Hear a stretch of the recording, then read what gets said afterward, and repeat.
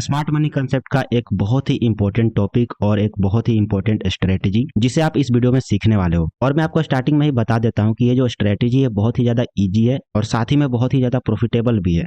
लेकिन the problem is कि बहुत सारे लोग ये आइडेंटिफाई नहीं कर पाते कि कौन सा फेयर वैल्यू गैप काम करेगा, कौन सा फेयर वैल्यू गैप काम नहीं करेगा। एंड अगर आप भी उनमें से एक हैं तो डोंट वरी, इस वीडियो के एंड तक आपको ये बिल्कुल ही क्लियर हो जाएगा कि कब आपको फेयर वैल्यू गैप पर ट्रेड करना है, कौन सा फेयर वैल्यू गैप अवॉइड करना है और कौन सा फेयर वैल्यू गैप आपको एक अच्छा टारगेट दे सकता है। लेकिन फॉर द बिगिनर्स जिनको फेयर वैल्यू गैप के बारे में बिल्कुल भी आइडिया नहीं है, उनके लिए बिल्कुल बेसिक से स्टार्ट करते हैं कि आखिर एक फेयर वैल्यू गैप होता क्या है। तो सबसे पहले मैं आपको बता दूं कि जो एक फेयर वैल्यू गैप होता है वो बेसिकली 3 कैंडल्स का सेटअप होता है, आइदर 3 ग्रीन कैंडल्स या फिर 3 रेड कैंडल्स। अभी के लिए बहुत ही बेसिक मैं आपको समझा रहा हूँ, आगे चलकर मैं आपको क्लियर कर दूंगा, डोंट वरी। सो सबसे पहले इस पर फोकस करते हैं। यहाँ पर आपको 3 ग्रीन कैंडल्स दिख रही होंगी और पहले ही मैं आपको बता दूं कि जो हमारा फेयर वैल्यू गैप में जो गैप क्रिएट होता है वो बेसिकली बीच वाली कैंडल पर क्रिएट होता है।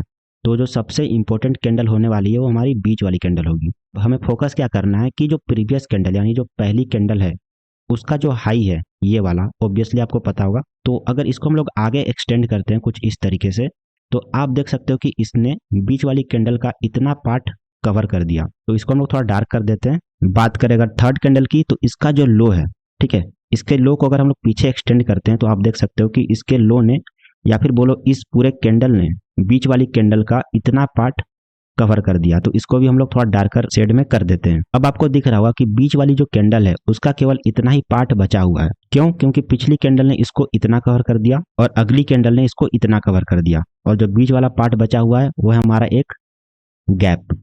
और इसी गैप को हम लोग फेयर वैल्यू गैप यानी FVG बोलते हैं। FVG मैंने लिखा हुआ है, FVG एक शॉर्ट फॉर्म है बेसिकली फेयर वैल्यू गैप का। आप चाहो तो यहाँ पर पूरा भी लिख सकते हो बट वो थोड़ा अजीब दिखेगा, सो डेट्स वाई मैंने यहाँ पर सिंपली FVG लिखा हुआ है। एंड अगर आपको ये समझने में दिक्कत हुई कि आखिर ये फेयर वैल्यू गैप क्रिएट कैसे हुआ, तो डोंट वरी, एक और एग्जांपल मेरे पास है। तो यहाँ पर आपको दिख रहा हो कि अगेन यहाँ पर 3 कैंडल्स मैंने ली हुई है, तीनों रेड है।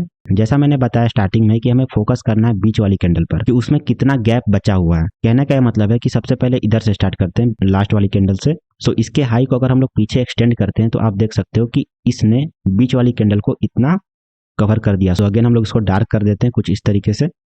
अब पहली कैंडल पर फोकस करेंगे तो इसका जो लोअर पार्ट है उसको आगे एक्सटेंड करते हैं तो पता चलता है कि इस कैंडल ने बीच वाली कैंडल को अगेन इतना कवर कर दिया है। So this is a gap once again, and यही गैप हमारा फेयर वैल्यू गैप कहलाता है। और अगेन मैंने यहाँ पर शॉर्ट फॉर्म लिखा हुआ है FVG, आप समझ जाओगे अब। तो this is our fair value gap. So let's go ahead. अगर बीच वाली कैंडल का कलर ग्रीन है देन हमारा जो फेयर वैल्यू गैप होगा वो बुलिश फेयर वैल्यू गैप होगा। उसके अपोजिट अगर बीच वाली कैंडल रेड है तो हमारा जो फेयर वैल्यू गैप होगा वो बेरिश फेयर वैल्यू गैप होगा। अगर और डिटेल में जाने तो हमारा जो बुलिश फेयर वैल्यू गैप है उसको हम लोग BC बोलते हैं और बेरिश फेयर वैल्यू गैप को CB बोलते हैं। BC का मतलब by side imbalance sell side inefficiency और CB का मतलब sell side imbalance by side inefficiency. Imbalance का मतलब होता है कि अगर प्राइस वन डायरेक्शनल मूव करता है उसको हम लोग इम्बैलेंस बोलते हैं। तो बाई साइड इम्बैलेंस का मतलब है कि प्राइस वन डायरेक्शनल केवल अप साइड मूव किया, that's why by side imbalance. और सेल साइड इनएफिशिएंसी का मतलब हुआ कि प्राइस सेल साइड आया ही नहीं, मतलब सेल साइड आने में प्राइस इनएफिशिएंट था। तो by side imbalance sell side inefficiency और उसका अपोजिट हो जाता है CB, sell side imbalance by side inefficiency. मतलब सेल साइड प्राइस बहुत ही स्पीड से डिलीवर हुआ और बहुत ही ज्यादा प्राइस नीचे आया और बाई साइड प्राइस ज्यादा ऊपर गया ही नहीं। सो आप इसको BC और CB भी बोल सकते हो बट इतना करने की जरूरत नहीं है, आप नॉर्मल फेयर वैल्यू गैप भी बोलोगे तो इतना काफी है। अब एक चीज समझना कि जो फेयर वैल्यू गैप हमारा क्रिएट होता है उसमें जो मेन प्रायोरिटी होती है वो बीच वाली कैंडल की होती है कि बीच वाली कैंडल का कलर क्या है। अगर बीच वाली कैंडल ग्रीन कलर की है सो इससे फर्क नहीं पड़ता कि उसकी नेक्स्ट कैंडल या फिर उसकी पहली वाली कैंडल कौन सी है। अगर बीच वाली कैंडल ग्रीन कलर की है और वहां पर गैप क्रिएट हुआ तो गैप हमारा बुलिश फेयर वैल्यू गैप ही कहलाएगा। सिमिलरली अगर बीच वाली कैंडल रेड कलर की है सो इससे फर्क नहीं पड़ता कि उसकी अगली कैंडल या फिर उसके पहली कैंडल कौन सी है। अगर बीच वाली कैंडल का कलर रेड है और उसमें फेयर वैल्यू गैप क्रिएट हो रहा है तो हमारा बेरिश फेयर वैल्यू गैप ही कहलाएगा। सिंपल। अब आगे बढ़ते हैं। अब इस एग्जांपल में आप देखोगे तो ये जो हाई है प्रीवियस कैंडल यानी फर्स्ट कैंडल का जो हाई है उसने इस बीच वाली कैंडल को इतना कवर कर दिया, तो इसको हम लोग डार्क करते हैं। नेक्स्ट हम लोग देखेंगे लास्ट कैंडल जो है थर्ड कैंडल, उसका अगर लो को हम लोग पीछे एक्सटेंड करते हैं तो आप देखोगे तो इसने बीच वाली कैंडल को अपर पार्ट में इतना कवर कर दिया। अब आप इसमें क्लियरली देख सकते हो कि इसमें कोई भी गैप बचा नहीं है, मतलब प्राइस ने इधर ऊपर भी डिलीवरी दे दी और नीचे भी डिलीवरी दे दी, तो बीच वाली कैंडल में कोई भी गैप नहीं बचा। सो इन दिस केस हम लोग यहाँ पर फेयर वैल्यू गैप फाइंड नहीं कर सकते, या फिर यहाँ पर बोल सकते हैं कि फेयर वैल्यू गैप बना ही नहीं। सिमिलरली यहाँ पर भी आप देख सकते हो कि बीच वाली कैंडल में अगेन कोई भी गैप क्रिएट नहीं हुआ। सो इन दिस केस ऑल्सो यहाँ पर कोई भी फेयर वैल्यू गैप क्रिएट नहीं हो रहा। सिंपल। अब जितना मैंने आपको समझाया उन सबको अगर ऐड करें तो यहाँ पर एक क्लियर पिक्चर आपको दिख जाएगी कि किसको हम लोग फेयर वैल्यू गैप कहते हैं और किसको फेयर वैल्यू गैप नहीं कहते हैं। सबसे पहला पिक्चर आपको दिख रहा होगा कि यहाँ पर एक सिंपल सा गैप दिख रहा होगा बीच में। अब मैं वापस से यहाँ पर डायग्राम नहीं क्रिएट करूंगा कि कितना बॉडी कवर है, कितना बाकी है। आप क्लियरली देख सकते हो कि इसका जो हाई है और इसका जो लो है उसके बीच एक अच्छा खासा गैप आपको दिख रहा होगा। सो इन दिस केस आप बता सकते हो कि यहाँ पर एक bullish fair value gap create हुआ है। इसकी बात करें तो इसमें भी आप बता सकते हो कि फर्स्ट कैंडल का जो लो है और थर्ड कैंडल का जो हाई है उसके बीच एक अच्छा खासा गैप हमें देखने को मिल रहा है। सो इन दिस केस एक bearish fair value gap create हो रहा है। अब इस पिक्चर की बात करें तो इसमें आप देख सकते हो कि जो फर्स्ट कैंडल है उसका जो अपर शैडो हमें देखने को नहीं मिल रहा और जो थर्ड कैंडल है उसका लोअर शैडो देखने को नहीं मिल रहा। लेकिन हम लोग केवल यहाँ पर गैप पर फोकस करेंगे। हमें ये मतलब नहीं है कि ऊपर शैडो है या फिर केवल बॉडी है, इससे में कोई भी फर्क नहीं पड़ता, या फिर नीचे केवल शैडो या बॉडी है उससे भी कोई फर्क नहीं पड़ता। फर्क पड़ता है कि क्या जो इसका हाई है और इसका जो लो है उसके बीच गैप है या फिर नहीं। तो यहाँ पर आप क्लियरली देख सकते हो कि यहाँ पर एक बहुत ही बड़ा गैप है। ठीक है, तो इन दिस केस हम लोग बोल सकते हैं कि यहाँ पर अगेन एक bullish fair value gap create हुआ है। वापस यहाँ पर सेम पिक्चर है, जस्ट एक बेरिश फेयर वैल्यू गैप का। वापस आप देख सकते हो कि यहाँ पर भी एक अच्छा खासा गैप हमें देखने को मिल रहा है। सो यहाँ पर भी हमारा एक bearish fair value gap create हो रहा है। अब आपसे मैं पूछता हूँ कि आप ये पिक्चर देखो और मुझे बताओ कि क्या यहाँ पर कोई भी फेयर वैल्यू गैप क्रिएट हो रहा है या फिर नहीं। और अगर कोई फेयर वैल्यू गैप क्रिएट हो रहा है तो क्या वो बुलिश फेयर वैल्यू गैप है या फिर बेरिश फेयर वैल्यू गैप है। Take your time, 1-2 second analyse करो और देखो कि क्या यहाँ पर कुछ भी क्रिएट हो रहा है। तो चलो देखते हैं। सो अगर आप ध्यान से देखोगे तो आपको देखते ही पता चल जाएगा कि यहाँ पर कोई भी गैप क्रिएट नहीं हो रहा। जो बीच वाली कैंडल है उसको प्रीवियस कैंडल ने और लास्ट कैंडल ने मिलकर पूरी तरीके से ढक दिया। इसका जो शैडो है उसने इसको यहाँ तक कवर कर दिया और जो थर्ड कैंडल का शैडो है उसने भी बीच वाली कैंडल को यहाँ तक कवर कर दिया। इट मीन्स कि यहाँ पर कोई भी गैप क्रिएट नहीं हो रहा। सो हम लोग यहाँ पर कोई भी फेयर वैल्यू गैप फाइंड नहीं कर सकते। ये चीज़ समझ में आई, ये बहुत ही ईजी है और बहुत ही बेसिक है। आगे बढ़ते हैं। अब एक बहुत ही इंपॉर्टेंट बात, इस चीज़ को आप देखो और मुझे बताओ कि आप इसमें फेयर वैल्यू गैप कहाँ से ड्रॉ करोगे।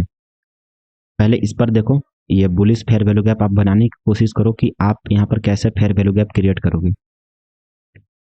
इस तरीके से वापस से मैं अगर बैक लूँ तो आप देखोगे तो पहला कैंडल यानी बीच वाली कैंडल पर फोकस करोगे और इसके पहले वाली कैंडल का जो हाई है उसको आप लोगे और जो थर्ड कैंडल का लो है उसको आप लोगे। आप देखोगे तो बीच में एक बहुत ही अच्छा गैप क्रिएट हुआ। तो ये पूरा जो जोन होगा आपका एक फेयर वैल्यू गैप होगा, कुछ इस तरीके से। शायद आपने यही फाइंड किया होगा। और अब तक अगर आप फेयर वैल्यू गैप को इस तरीके से यूज कर रहे थे तो लेट मी टेल यू कि ये तरीका बिल्कुल ही गलत है। रीजन क्या है कि आप यहाँ पर देख सकते हो एक बहुत ही बड़ी कैंडल बनी है और उसके बाद की जो 2 कैंडल है वो बहुत ही छोटी छोटी बनी है। कहने का यह मतलब हुआ कि ये हमारी मास्टर कैंडल है, this is our master candle, और ये दोनों कैंडल हमारी इनसाइड कैंडल्स हैं। इनसाइड कैंडल्स का मतलब ये होता है कि एक बड़ी कैंडल के अंदर अगर बहुत सारी कैंडल बनती है या फिर 1 या फिर 2 या फिर उससे ज़्यादा कैंडल्स भी अगर बनती हैं और जब तक वो कैंडल्स इसके हाई और लो के अंदर क्रिएट होती हैं तो उन सभी कैंडल्स को हम लोग इनसाइड कैंडल्स बोलते हैं। तो अगर ऐसा सिचुएशन क्रिएट होता है जहाँ पर एक बहुत ही बड़ी कैंडल और उसके अंदर इनसाइड कैंडल्स बनती है और उसके बाद फिर एक फेयर वैल्यू गैप बनता है, तो इस केस में हम लोग लास्ट कैंडल का जो हाई है उसको नहीं लेंगे। हम लोग क्या करेंगे ना, जो मास्टर कैंडल है, ठीक है, जो मास्टर कैंडल है उसका हाई और इसका लो, इन दोनों को कंबाइन करके एक फेयर वैल्यू गैप क्रिएट करेंगे कुछ इस तरीके से। ठीक है, समझ में आया। अगर हमें एक मास्टर कैंडल दिख जाए और उसके अंदर बहुत सारी इनसाइड कैंडल्स बनती हैं या फिर एक भी इनसाइड कैंडल बनती है तो हम लोग कभी भी fair value gap inside candle के हाई से या फिर लो से क्रिएट नहीं करेंगे। हमारा फेयर वैल्यू गैप हमेशा मास्टर कैंडल के हाई या फिर मास्टर कैंडल के लो से ही बनेगा। ठीक है, यहाँ पर आप देखो एक और एग्जांपल। अब इस चीज को हम लोग बेरिश फेयर वैल्यू गैप पर देखने की कोशिश करते हैं। आप देखोगे तो अगेन यहाँ पर मास्टर कैंडल क्रिएट हुई है और उसके अंदर ये दोनों, क्योंकि इस बड़े कैंडल के अंदर ही दोनों कैंडल्स आ जाती हैं तो ये हमारी इनसाइड कैंडल्स हुई। तो इन दिस केस ऑल्सो हम लोग क्या करेंगे, हम लोग जो फेयर वैल्यू गैप क्रिएट करेंगे इसके लो से इसके हाई तक क्रिएट करेंगे ऐसे, और ये हमारा हो गया बेरिश फेयर वैल्यू गैप। समझ में आया। एक एक कॉन्सेप्ट मैं बता रहा हूँ ताकि आपको आगे चलकर कोई भी दिक्कत ना हो। वीडियो को पॉज करो, इसको अच्छे से बनाओ या फिर इसका स्क्रीनशॉट भी ले सकते हो, आपको जैसे अच्छा लगे। बट अगर आप मुझसे पूछोगे तो आई विल रिकमेंड कि आप इसका नोट्स क्रिएट करो, क्योंकि अगर आप नोट्स बनाओगे ना तो आपको बनाते वक्त ये सारी चीज़ें याद होंगी और आपके लिए ही बेनिफिशियल होगा। आगे बात करें तो अब हम लोग देखते हैं कि आखिर एक फेयर वैल्यू गैप में क्या क्या पार्ट होता है। ठीक है, सबसे पहले यहाँ पर एक फेयर वैल्यू गैप क्रिएट हुआ कुछ इस तरीके से, इसमें तो अब कोई भी डाउट होना नहीं चाहिए। लेकिन ये जो फेयर वैल्यू गैप बना है ये बहुत ही बड़ा है, इसका जो रेंज है बहुत ही बड़ा है। तो इसके लिए हम लोग इस फेयर वैल्यू गैप को अलग अलग पार्ट में डिवाइड करते हैं। सबसे पहला जो अपर पार्ट होगा ये वाला, थर्ड कैंडल का जो लोएस्ट प्राइस होगा वही हमारा अपर पार्ट होगा। दूसरा होगा हमारा लोअर पार्ट, यानी फर्स्ट कैंडल का जो हाई होगा वो हमारा होगा लोअर पार्ट। और इसके बाद हमारा थर्ड पार्ट आता है बीच वाला, यानी 50% लेवल। इस फेयर वैल्यू गैप का जो 50% का लेवल होगा ना वो हमारा बीच वाला पार्ट होगा, और इसको हम लोग कॉन्जिक्वेंट इंक्रोचमेंट कहते हैं, जिसको मैंने यहाँ पर सीई लिखा हुआ है शॉर्ट फॉर्म में। आप इसको ना सिंपली मिडिल पार्ट भी बोल सकते हो, बार बार कॉन्जिक्वेंट इंक्रोचमेंट बोलने की बिल्कुल भी जरूरत नहीं है, ये जस्ट थोड़ा हाई फाई नाम हो जाता है स्मार्ट मनी के कॉन्टेक्स्ट में। तो बेसिकली ये हमारा मिडिल पार्ट होता है, जो भी इस फेयर वैल्यू गैप का मिडिल पार्ट होगा उसको हम लोग कॉन्जिक्वेंट इंक्रोचमेंट बोलते हैं। सो एक फेयर वैल्यू गैप में बेसिकली यही तीन पार्ट होता है, अपर पार्ट, बीच वाला पार्ट और लोअर पार्ट। अब इसके इंपॉर्टेंस की बात करें तो इस पर हम लोग किस तरीके से ट्रेड लेते हैं, मेन चीज़ तो ये होगी ना कि आखिर हमने फेयर वैल्यू गैप फाइंड कर लिया, लेकिन इस पर ट्रेड कहाँ करना है, क्योंकि ये जो रेंज है बहुत ही बड़ी है, इस पर हम लोग एंटर करेंगे कहाँ पर, तो उसको भी डिस्कस कर लेते हैं। तो सबसे पहले केस के बारे में बात करें तो जब भी आपको एक फेयर वैल्यू गैप ऐसे दिख जाता है तो आप बस वेट करोगे कि प्राइस जो है वापस डाउन आए, अपर पार्ट को हिट करे, और आप इसके अपर पार्ट से ही एंटर कर सकते हो, यानी बाई कर सकते हो अगर आपको बुलिश फेयर वैल्यू गैप दिख जाए।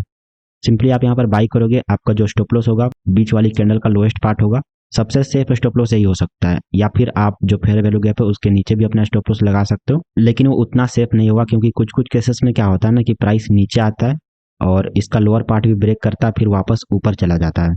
तो सबसे सेफ अगर आपको स्टॉप लॉस प्लेस करना है तो आप बीच वाली कैंडल का जो लोएस्ट पार्ट होगा ना उसके नीचे अपना स्टॉप लॉस लगा सकते हो, और आपका टारगेट 1:2 का आप यहाँ पर ले सकते हो, कुछ इस तरीके से ऊपर जाएगा। So this is our first type of entry. लेकिन कुछ कुछ केसेस में क्या होता है ना कि फेयर वैल्यू गैप बहुत ही ज्यादा बड़ा हो जाता है, कुछ इस तरीके से। आप देख सकते हो कि गैप कितना बड़ा है। अब अगर आप इसमें टॉप पर एंटर करोगे तो मुझे बताओ कि आपका स्टॉप लॉस कितना बड़ा होगा। ठीक है, तो आप इसमें इतना बड़ा रिस्क नहीं ले सकते, और अगर आप इतना बड़ा रिस्क लोगे तो आपको इसके हिसाब से अच्छा रिस्क रिवार्ड भी नहीं बनेगा। तो बेस्ट चीज आप क्या कर सकते हो ना कि जब भी आपको एक बड़ा फेयर वैल्यू गैप दिख जाए और आप इस पर ट्रेड करना चाहते हो तो आप वेट करो कि प्राइस जो है नीचे आकर सेंट्रल पार्ट को टच करे, या फिर टच करे या ना करे, आप सेंट्रल पार्ट पर अपना लिमिट ऑर्डर पहले से ही प्लेस करके भी एंटर कर सकते हो। लेकिन आई विल सजेस्ट कि आप ऐसा ना करो, थोड़ा वेट कर लो, प्राइस को नीचे आने दो, और सेंट्रल पार्ट पर आकर अगर प्राइस बाउंस करता है ना तब आप एंटर कर सकते हो इस रीजन से। और ऐसा करने से क्या होगा कि आपका स्टॉप लॉस थोड़ा छोटा होगा एंड आपका रिस्क रिवार्ड भी बहुत ही ज्यादा अच्छा होगा। सो यहाँ पर आप बाई कर सकते हो लिमिट ऑर्डर के साथ कुछ इस तरीके से, और यहाँ से प्राइस वापस ऊपर कंटिन्यू करेगा। ठीक है, अब सिमिलर हम लोग बात करें सेल साइड के लिए तो इसमें भी सेम चीज आप कर सकते हो। आप लोअर पार्ट से यहाँ पर सेल कर सकते हो कुछ इस तरीके से, अगर प्राइस यहाँ पर हिट करता है और रिजेक्शन लेता है सो डायरेक्टली आप यहाँ पर लिमिट ऑर्डर के साथ सेल साइड ट्रेड ले सकते हो। दूसरा, अगेन यहाँ पर अगर गैप बहुत ही ज्यादा बड़ा हो जाता है सो आप यहाँ पर अब वेट करोगे कि प्राइस ऊपर आए और मिडिल पार्ट को टच करे एटलीस्ट, और मिडिल पार्ट से ही आप यहाँ पर लिमिट ऑर्डर के साथ सेल करोगे। ठीक है, कुछ इस तरीके से। तो मैंने यहाँ पर बता दिया दोनों एग्जाम्पल। अगर फेयर वैल्यू गैप बहुत ही ज़्यादा छोटा होता है तो आप अपर पार्ट या फिर लोअर पार्ट पर एंटर करोगे। अगर फेयर वैल्यू गैप बहुत ही ज़्यादा बड़ा हो जाता है तो आप चाहे बाई करो या फिर सेल करो, आपको ट्रेड में एंटर करना है मिडिल पार्ट से, यानी कॉन्जिक्वेंट इंक्रोचमेंट से। ये चीज़ को याद रखना। ठीक है, अब सबसे इंपॉर्टेंट पार्ट, जैसा मैंने आपको स्टार्टिंग में बताया था कि बहुत सारे लोग फेयर वैल्यू गैप पर ट्रेड करते हैं लेकिन उनको उतना अच्छा रिजल्ट नहीं मिलता, और उसके पीछे का सबसे बड़ा रीजन है कि उनको फेयर वैल्यू गैप अच्छे से डिफाइन करने नहीं आता। कई बार ऐसा होता है कि कोई फेयर वैल्यू गैप इनवैलिड होता है लेकिन आप उस पर भी ट्रेड करते हो। सो अगर आप भी अब तक ऐसा कर रहे थे तो अब आपको ऐसा करने की जरूरत नहीं है, क्योंकि मैं यहाँ पर बिल्कुल अच्छे से आपको क्लियर कर दूंगा कि कौन सा फेयर वैल्यू गैप वैलिड है और कौन सा फेयर वैल्यू गैप वैलिड नहीं होता। तो सबसे पहले बात करें कि जब भी फेयर वैल्यू गैप क्रिएट होता है और प्राइस उसके अपर पार्ट को हिट करता है और उसका जो बॉडी है फेयर वैल्यू गैप के बाहर ही रहता है, सो ये एक फेवरेबल ट्रेड यहाँ पर बन जाता है। अगर इस तरीके की क्लोजिंग आपको देखने को मिल जाए तो इन दिस केस आप यहाँ पर बाई साइड का ट्रेड ले सकते हो, और ये जो फेयर वैल्यू गैप है ये हमारा वैलिड फेयर वैल्यू गैप कहलाता है। इसकी बात करें तो इसमें आप देख सकते हो कि जो कैंडल की क्लोजिंग हुई है, ठीक है, इस वाली कैंडल की क्लोजिंग मैं बात कर रहा हूँ जो कैंडल फेयर वैल्यू गैप को टच कर रही है। ठीक है, तो या इस कैंडल की अगर आप क्लोजिंग देखोगे तो कॉन्जिक्वेंट इंक्रोचमेंट यानी जो बीच वाला हिस्सा है उसके ऊपर ही कैंडल क्लोज हुई है। तो अगर आपको ऐसा दिखता है कि प्राइस बीच वाले पार्ट के भी नीचे आती है यानी कॉन्जिक्वेंट इंक्रोचमेंट के नीचे प्राइस गया, लेकिन उसके बाद भी जो क्लोजिंग हुई है वो कॉन्जिक्वेंट इंक्रोचमेंट के ऊपर हुई है, तो जब तक ऐसा होता है यानी जब तक प्राइस कॉन्जिक्वेंट इंक्रोचमेंट के ऊपर क्लोजिंग दे रही है तब तक वो fair value gap valid fair value gap कहलाता है। सो इन दिस केस ऑल्सो अगर आपको ऐसा दिख जाता है तो आप यहाँ पर बाई कर सकते हो, यानी ये फेयर वैल्यू गैप हमारा वैलिड फेयर वैल्यू गैप कहलाता है। इसकी बात करें तो यहाँ पर आप देखोगे तो अब क्या हुआ कि फेयर वैल्यू गैप के नीचे भी प्राइस चला गया। पिछले दो सिचुएशन में क्या हो रहा था कि प्राइस फेयर वैल्यू गैप के नीचे नहीं गया था, लेकिन इन दिस केस आप देख सकते हो कि प्राइस जो है फेयर वैल्यू गैप के नीचे चला गया, लेकिन जो क्लोजिंग हुई है वो कॉन्जिक्वेंट इंक्रोचमेंट के ऊपर ही हुई है। तो अब आपके मन में यहाँ पर डाउट आ सकता है कि क्या ये फेयर वैल्यू गैप वैलिड है, क्या आपको इस पर ट्रेड करना चाहिए या नहीं। तो लेट मी टेल यू कि जनरली प्राइस का जो शैडो है ना उससे हमें कोई बड़ा इंपैक्ट नहीं पड़ना चाहिए, क्योंकि शैडो उतना इंपॉर्टेंट नहीं है। मेन हमें देखना है कि क्लोजिंग कहाँ पर हुई है। तो क्लोजिंग अगर आप देखोगे तो क्लोजिंग अगेन यहाँ पर कॉन्जिक्वेंट इंक्रोचमेंट के ऊपर हुई है, और जैसा मैंने आपको बताया कि जब तक क्लोजिंग कॉन्जिक्वेंट इंक्रोचमेंट यानी मिडिल पार्ट के ऊपर हो रही है तब तक हमारा जो बुलिश फेयर वैल्यू गैप है वो हमारा वैलिड है। सो या this fair value gap is valid and अगर आपको ऐसा सिचुएशन दिखता है तो आप इस पर ट्रेड कर सकते हो। अब इसे आप देखो और आप मुझे बताओ, अब तक जो मैंने आपको समझाया, जो भी मैंने आपको दिखाया, उस बेसिस पर मुझे बताओ कि क्या ये फेयर वैल्यू गैप वैलिड है या फिर नहीं। ध्यान से देखो और बताओ। आपको फोकस करना है इस कैंडल पर। जो भी कैंडल फेयर वैल्यू गैप को टच करती है यानी मिटिगेट करती है उसी को हम लोग फोकस में रखेंगे। उस कैंडल की क्लोजिंग कहाँ पर हो रही है। सो अगर आपने इसको वैलिड फेयर वैल्यू गैप कहा है तो लेट मी टेल यू कि आप यहाँ पर कंप्लीटली गलत हो। अब तक मैंने आपको बहुत बार बता दिया ऑलरेडी कि क्लोजिंग बहुत ही ज़्यादा इंपॉर्टेंट होती है, ठीक है। तो इसकी अगर आप क्लोजिंग देखोगे तो क्लियरली आप यहाँ पर देख सकते हो कि क्लोजिंग जो हुई है कॉन्जिक्वेंट इंक्रोचमेंट के नीचे हुई है, जो कि एक वैलिड फेयर वैल्यू गैप का कंडीशन नहीं है। तो अगर आपको ऐसा दिख जाता है कि प्राइस जो है बिना कोई रिजेक्शन शो किए, यानी ना ही अपर पार्ट से प्राइस रिजेक्ट हुआ, प्राइस कंटिन्यू डाउन आता गया, नई कॉन्जिक्वेंट इंक्रोचमेंट से प्राइस रिजेक्ट हुआ अपसाइड, और प्राइस अगेन कंटिन्यू नीचे आता रहा, और प्राइस नीचे आने के बाद कॉन्जिक्वेंट इंक्रोचमेंट के नीचे ही क्लोज भी हो जाता है, तो इन दिस केस हम लोग ये बोल सकते हैं कि ये जो फेयर वैल्यू गैप क्रिएट हुआ है this is not valid. So I will say कि जब भी आपको ऐसा दिख जाता है कि कॉन्जिक्वेंट इंक्रोचमेंट के नीचे प्राइस क्लोज हो जाती है तो आप उस ट्रेड को अवॉइड करो। लास्ट वन, अब आप तो इसको सिंपली बता ही सकते हो कि ये वैलिड है या फिर नहीं, ठीक है, इसको बता देना by the way. So let me tell you कि this is not valid fair value gap, क्योंकि इसमें जो कैंडल क्लोज हुई है वो तो फेयर वैल्यू गैप के नीचे ही जाकर क्लोज हो गई, तो या इसमें आप ट्रेड नहीं करोगे, ठीक है, दिस इज नॉट वैलिड।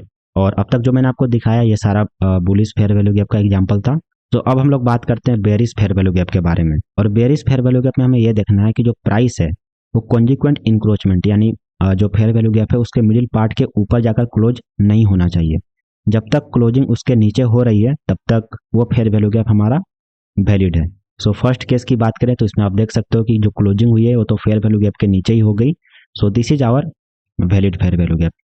इसमें आप देख सकते हो कि जो क्लोजिंग है अगेन कॉन्जिक्वेंट इंक्रोचमेंट के बहुत ही ज़्यादा क्लोज हुआ है प्राइस, लेकिन जो क्लोजिंग है वो नीचे है, so this is again a valid fair value gap and you can go short. Third one, इसकी बात करें तो आप देखोगे तो प्राइस जो है फेयर वैल्यू गैप के ऊपर तक गया, लेकिन जैसा मैंने बताया हमें क्लोजिंग पर फोकस करना है। सो क्लोजिंग हम देखेंगे तो कॉन्जिक्वेंट इंक्रोचमेंट यानी मिडिल पार्ट के नीचे ही कैंडल क्लोज हो गई। आपको शैडो पर फोकस नहीं करना कि शैडो कहाँ तक गया, आप फोकस करो कि क्लोजिंग कहाँ पर हुई है। So according to the rule this is our valid fair value gap. Now the fourth one, इसमें आप देखोगे तो मिडिल पार्ट के ऊपर ही जाकर कैंडल क्लोज हो गई, और अब तक तो आपको ये 100% क्लियर हो गया होगा कि ये फेयर वैल्यू गैप वैलिड है या फिर नहीं।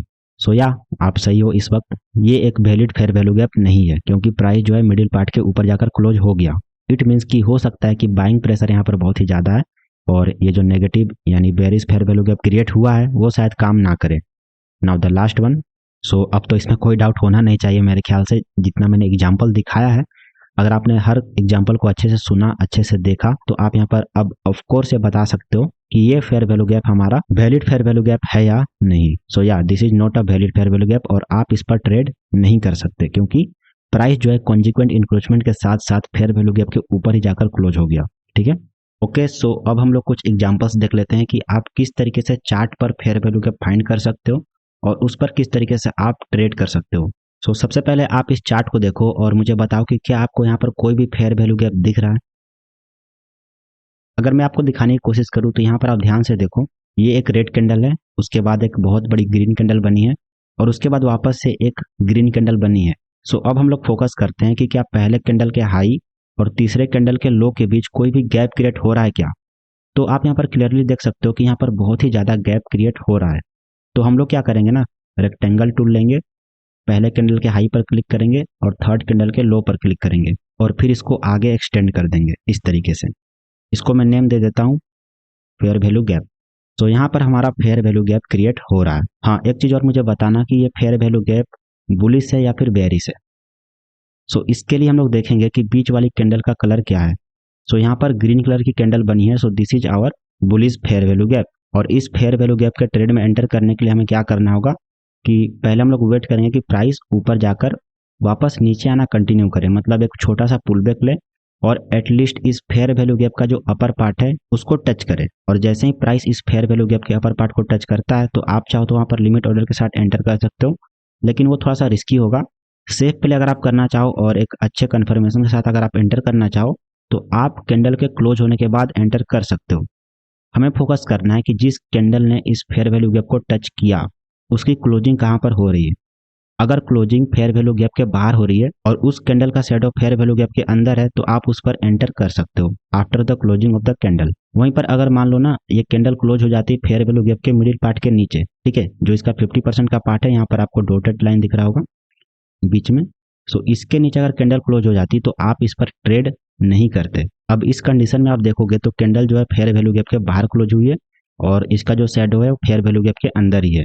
तो कैंडल के क्लोज होने के बाद आप यहाँ पर बाई कर सकते हो। आप अपना स्टॉप लॉस इस ग्रीन कलर की कैंडल के नीचे रख सकते हो और आपका जो टारगेट होगा एटलीस्ट 1:2 या फिर 1:3 का आप यहाँ पर टारगेट ले सकते हो। और टारगेट डिसाइड करने का एक और तरीका हो सकता है, आप चाहो तो प्रीवियस हाई के आसपास भी अपना टारगेट रख सकते हो। एंड यू कैन सी कि यहाँ से प्राइस किस तरीके से अच्छा बिहेव किया है। ओके, अब एक सेल साइड का हम लोग एग्जांपल देख लेते हैं, यानी एक बेरिश फेयर वैल्यू गैप। सो अगर मैं पीछे जाता हूँ, एज यू कैन सी यहाँ पर कंटिन्यू 3 रेड कैंडल्स बनी है और आप देख सकते हो कि बीच में एक अच्छा खासा गैप क्रिएट हुआ है पहले कैंडल के लो से लेकर थर्ड कैंडल के हाई तक। तो अगेन हम लोग यहाँ पर रेक्टेंगल लेंगे, इस तरीके से कनेक्ट करेंगे और इसको आगे एक्सटेंड करेंगे। अब इस केस में आप देखोगे तो प्राइस ने क्या किया, पहले इसको मैं फेयर वैल्यू गैप मार्क कर देता हूँ। अब इस केस में आप देखोगे तो प्राइस ने क्या किया, जस्ट इसका बॉटम पार्ट टच किया और वहीं से कंटिन्यू नीचे गया है।